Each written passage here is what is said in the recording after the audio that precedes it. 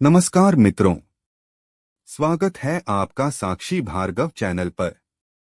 पिछले भाग में हमने देखा कि हनुमान जी ने माता सीता को अशोक वाटिका में खोज लिया और राम का संदेश उन्हें सौंपकर उनके दुख दूर किए।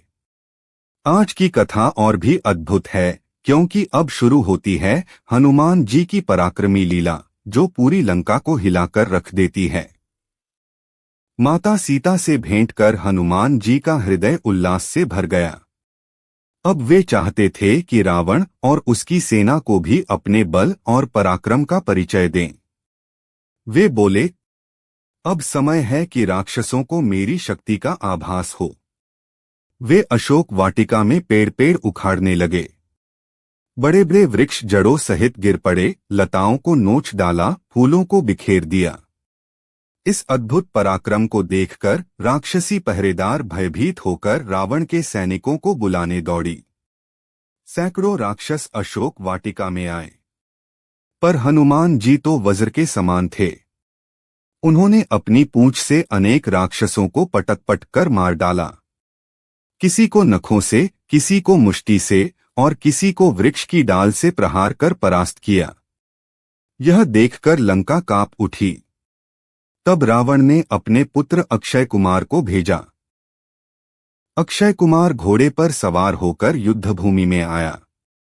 उसने हनुमान जी पर अनेक अस्त्र शस्त्र चलाए, पर हनुमान जी तो अचल पर्वत की तरह डटे रहे। अंत में हनुमान जी ने अपनी गदा के प्रहार से अक्षय कुमार का वध कर दिया।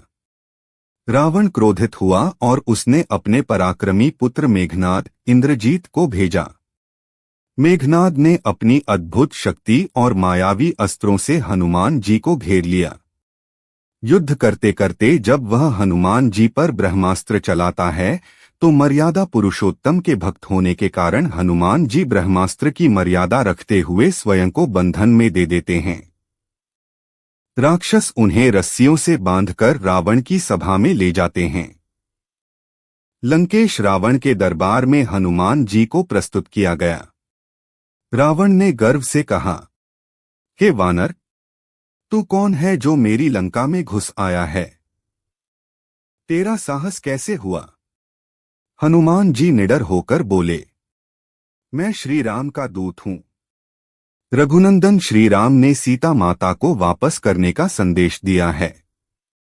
यदि तू सीता माता को सम्मानपूर्वक लौटा देगा तो राम तुझे क्षमा कर देंगे, अन्यथा तेरी लंका विनाश का मार्ग देखेगी। यह सुनकर रावण क्रोधित हो उठा।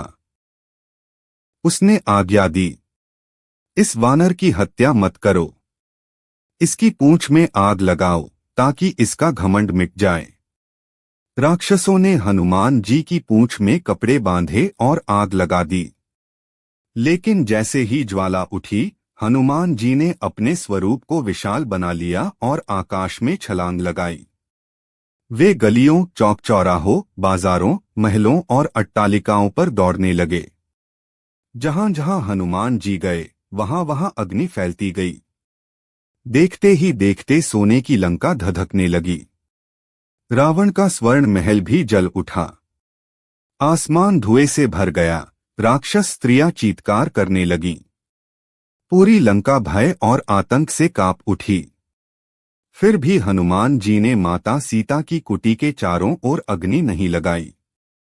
वे माता के चरणों में आकर बोले, माता, मैंने लंका को जला दिया है। अब मैं श्री राम को आपका संदेश लेकर लौट रहा हूं।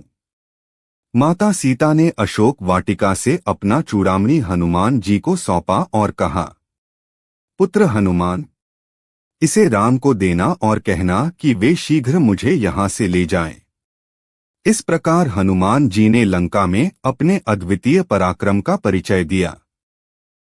अशोक वाटिका का ध्वंस किया, रावण की सभा में गर्जना की और पूरी लंका को अग्नि से दग्ध कर दिया। अब वे माता सीता का संदेश लेकर लौटेंगे और श्री राम को पूरी कथा सुनाएंगे।